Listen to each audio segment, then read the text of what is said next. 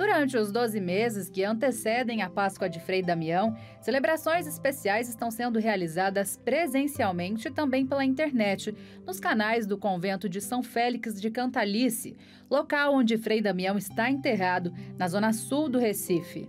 Nós teríamos uma programação um pouco melhor, um pouco mais elaborada. A questão é que com essa pandemia a gente fica muito restrito, né? Então nós tivemos agora, dia 29 e 30 de maio, 2 lives, né? No dia 29 tivemos uma live com o repórter Francisco José, da Globo, Rede Globo, e que acompanhou muitas caminhadas do Frei Damião, inclusive o velório dele, enterro. E também um doutor em Ciências da Religião, o Aerto Carvalho, aqui de Recife. Ele fez doutorado em Ciências da Religião e trabalhou a temática do Frei Damião como um taumaturgo. Então fizemos uma live, uma discussão, uma roda de conversa, foi muito bom. No dia 30 de maio, tivemos uma live com artistas pernambucanos, né? Cantando a cultura pernambucana e também em homenagem ao Frei Damião, com músicas, com participação dos fiéis, tá? Aí foi, claro, o nosso provincial, nós somos capuchinhos aqui do Nordeste, o nosso provincial promulgou, né, um decreto, né, de abertura do ano jubilar do Frei Damião. Então, durante esse ano, até 2022, nós vamos ter uma programação aí, seja de romarias, quando for possível presencial aqui no convento, também rodas de conversa, pesquisas, publicações, né? O missionário capuchinho Frei Damião dedicou 66 anos às missões pelo Nordeste do Brasil. Um exemplo de fé, esperança e caridade, fiel à palavra de Deus, sendo um grande ouvinte daqueles que necessitavam de alento, como um grande sábio para levar a mensagem do Evangelho. Ele era um sedento da palavra de Deus, um pregador exímio da palavra de Deus. Depois, era um homem de oração e era um homem da escuta. Ele escutou milhares, podemos dizer milhões de nordestinos aqui. Então, no confessionário, parte do dia inteiro era dedicado à escuta e sentia os problemas do povo, por ele se identificara tanto com os problemas do povo, que ele conhecia a fundo. Finalmente, ele evangelizava mais no confessionário que na pregação, mais no confessionário, na escuta. O frade, que era italiano e chegou ao Brasil em 1931, se adaptou à mentalidade rural, às práticas religiosas e à linguagem do povo nordestino. Carismático, ele conquistou a confiança e o amor do povo. Para além de elementos da sua pregação, o testemunho de vida do Frei Damião, acho que é a sua grande pregação.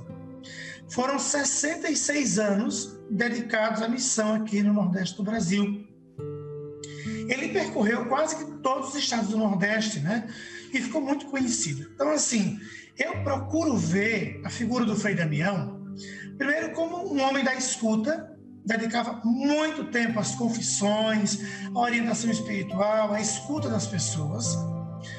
Foi um homem da palavra, era um pregador, um orador. Então, não pregou nada do que a igreja não ensinasse. A sua pregação era muito fiel à doutrina católica, né? Isso é inegável. O povo tinha uma veneração muito grande, todo mundo queria tocar nele. Uma das cenas mais bonitas foi no sertão da Paraíba.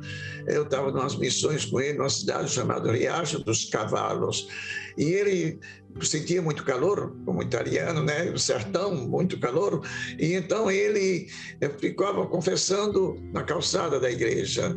E de repente ele estava lá, uma criancinha sai e correndo, sai das mãos da mãe e vai e joga-se no colo do Frei Damião. E ele continuou confessando, a criança não entendia nada, provavelmente. Mas e a criança ficou, eu não tinha uma máquina naquela época, então ficando, puxando a barba, alisando a barba do Frei Damião. Uma cena que precisaria uma foto, sem dúvida alguma, não é? E o amor que ele tinha a todos, indistintamente, crianças, os jovens. A trajetória do Frei Damião no século XX foi tão importante que em 2003 foi aberto o processo de beatificação e canonização dele. Uma decisão do Papa Francisco deixou o Frei Capuchinho ainda mais perto da beatificação. O Santo Padre o tornou venerável e reconheceu em grau heróico as suas virtudes cristãs. O processo, estamos esperando praticamente que haja somente a confirmação dos milagres. De um milagre, basta pôr no início um milagre, não é? Então, esses elementos nos ajudam, porque do santo ou do candidato a santo, nós queremos o seu testemunho de vida, né? O seu exemplo de vida, a sua dedicação ao reino de Deus. E isso ele viveu. Foi um homem da esperança, da fé e da caridade, as virtudes teologais. E isso nós podemos passar para as novas gerações. O processo de beatificação e canonização correm em segredo, mas documentos já foram entregues ao Vaticano. Agora só nos resta, como fiéis, nos juntarmos em oração. A fé dos fiéis, o carinho, a devoção, a proximidade dos fiéis é um sinal. Na igreja a gente fala de sensus fidelium, né? O senso dos fiéis, claro, em âmbito mais teológico, mas também na devoção aos candidatos a santo. Então aí estamos esperando mais sinais, né? Além da devoção dos fiéis, os chamados milagres, né? Que também são sinais na vida do santo. Então é importante que o povo de Deus reze, que o povo de Deus peça a intercessão do Frei Damião e que, bom, nós continuamos caminhando e trabalhando. Quanto mais mandarem testemunhos, melhor, e isso ajudará no processo. Tem alguns indícios de milagres, mas a igreja é muito sensata, muito prudente. Ela vai examinar por uma equipe de médicos, especialistas, para ver se realmente foi algo sobrenatural, que não foi algo somente que a ciência poderia resolver aqui na Terra, não é? Então, eu digo, eu tive a felicidade de conviver com o santo. Esse santo é chamado o Santo Nordeste Frei Damião de Bossano.